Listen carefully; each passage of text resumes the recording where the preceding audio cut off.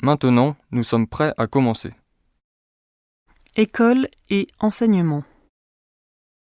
Speaker A. Dans la deuxième moitié du XXe siècle, en France, sont créés les collèges d'enseignement secondaire où tous les enfants de 10-11 à 14-15 ans sont regroupés mais suivent des enseignements en partie différents. Il y a 3 filières, classique, moderne et de transition pratique. L'enseignement est obligatoire pour tous les jeunes. En 1963, la mixité est imposée dans l'enseignement secondaire. Il n'y a plus d'enseignement religieux. Speaker B. Avant la Révolution de 1789, l'enseignement était organisé et financé par l'Église catholique. Les autorités royales se désintéressaient de la scolarisation de la population. Les familles aisées confiaient l'éducation de leurs enfants à des précepteurs. Les familles pauvres, trop occupées à trouver des moyens de vivre, se dispensaient de la fréquentation scolaire. Seule l'Église catholique avait alors les moyens financiers et disposait du personnel nécessaire pour prendre en charge une scolarisation étendue des jeunes. L'État royal lui confie alors l'enseignement. Speaker C.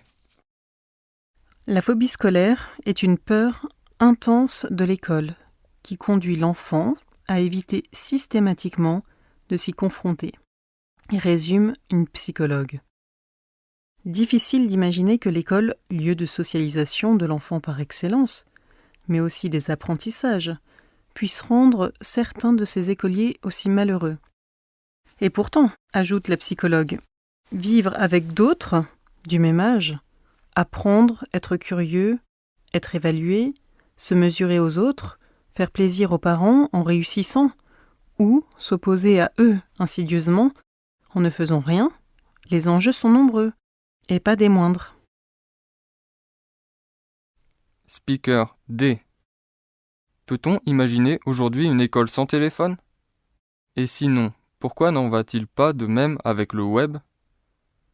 Pourquoi quand je tape « école » et le nom de mon village dans un moteur de recherche, je tombe sur 3 pauvres informations à peine dignes d'une présence web ?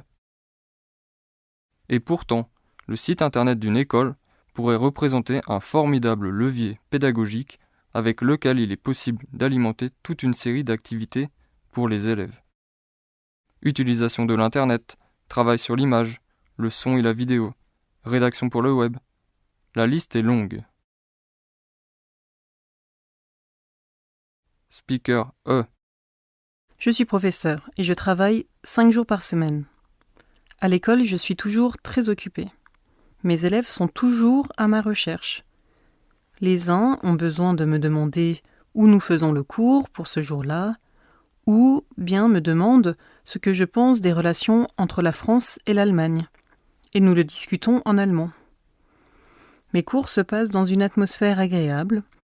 Les élèves sont très intéressés des détails que je leur donne. Il est vrai qu'ils ne sont pas tous très attentifs, mais la grande partie d'entre eux sont intéressés. Vous avez 20 secondes pour terminer le devoir.